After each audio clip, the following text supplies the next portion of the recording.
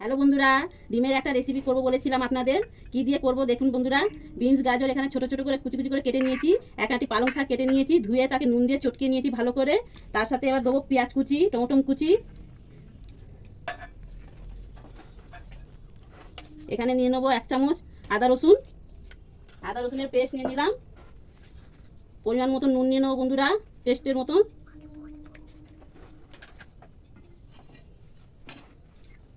এখানে 6টা ডিম নিয়ে নিয়েছি বন্ধুরা।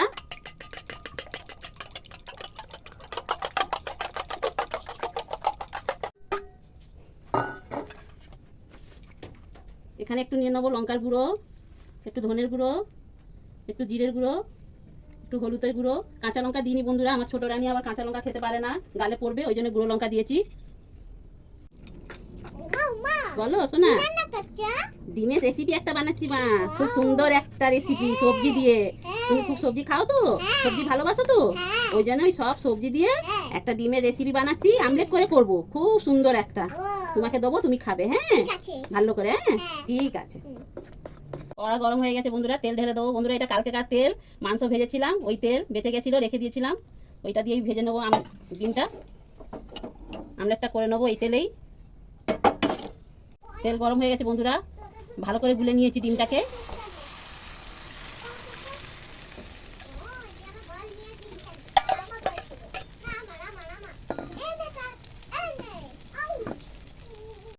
একটু ঢাকা দিয়ে দেবো, ঝটপট রেসিপি বন্ধুরা, দেখবেন তাড়াতাড়ি হয়ে যাবে রান্না। ওই পিঠটা হয়ে গেছে বন্ধুরা, এবার এটা উল্টে নেবো কিরকম দেখুন। ওই পিঠটা ভাজা হয়ে গেছে, এই পিঠটা হয়ে গেছে বন্ধুরা দেখুন। আবার একটু দিয়ে দেবো।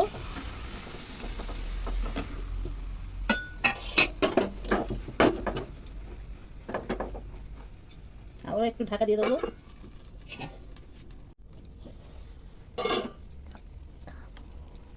ভালোভাবে ডিম ফ্রাই হয়ে গেছে বন্ধুরা, একটা চামচ দিয়ে দেখে নেবো।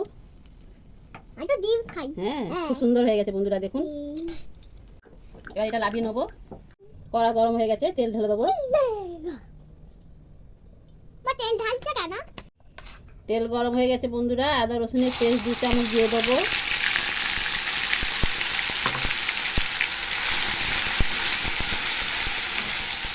একটা বড় পেঁয়াজ আর টমেটো বেটে রেখেছিলাম, এটা দিয়ে দেবো তেলে। এর সাথেই হলুদ দিয়ে দেবো 1.5 চামচ মতন, 2 চামচ লঙ্কার গুঁড়ো, নুন 1.5 চামচ দিয়েছি। আজকে ধনে জিরে গুঁড়ো দেবো না, এমনি রান্না করবো, মানে এই মশলা দিয়েই। এগুলো ডিমটা পিস পিস করে কেটে নেবো বন্ধুরা। এইতে জিরের গুঁড়ো ধনের গুঁড়ো দিয়েছি বলে আর মশলার মধ্যে দিইনি, সব একসঙ্গে দিলে টেস্ট ভালো লাগবে না, ওই জন্য মশলার মধ্যে দিইনি।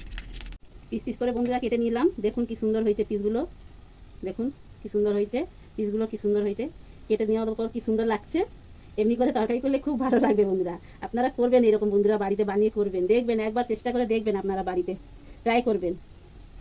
একটু পরিমাণ মতন চিনি দিয়ে দেবো, রান্নায় চিনি না থাকলে ভালো লাগে, চিনি তো একটু দিতেই লাগে, বলো বন্ধুরা।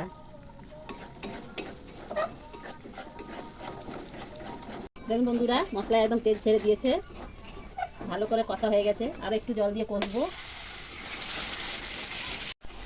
ভালো করে কষানো হয়ে গেছে বন্ধুরা, তেল ছেড়ে দিয়েছে মশলা দিয়ে। এবার পরিমাণ মতন জল দিয়ে দেবো।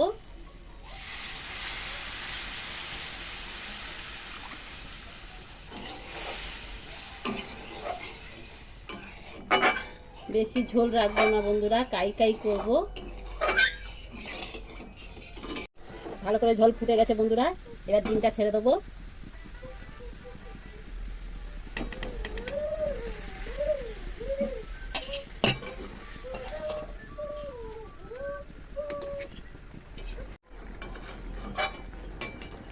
একটু ঢাকা দিয়ে দেবো বন্ধুরা। আমাদের ডিমের রেসিপি রেডি বন্ধুরা।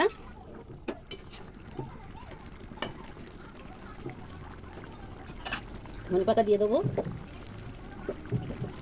এটা আর গরম মশলা দিলাম না, যেহেতু সবজি দিয়ে করেছি তো ডিমটা, ওই জন্য গরম মশলা আর দিইনি, ধনেপাতা দিয়ে দিলাম। গরম মশলা দিলে অন্যরকম টেস্ট হয়ে যাবে, ওই জন্য দিলাম না। আমার রেসিপিটা বন্ধুরা যদি ভালো লেগে থাকে লাইক শেয়ার ফলো করে দেবেন বন্ধুরা।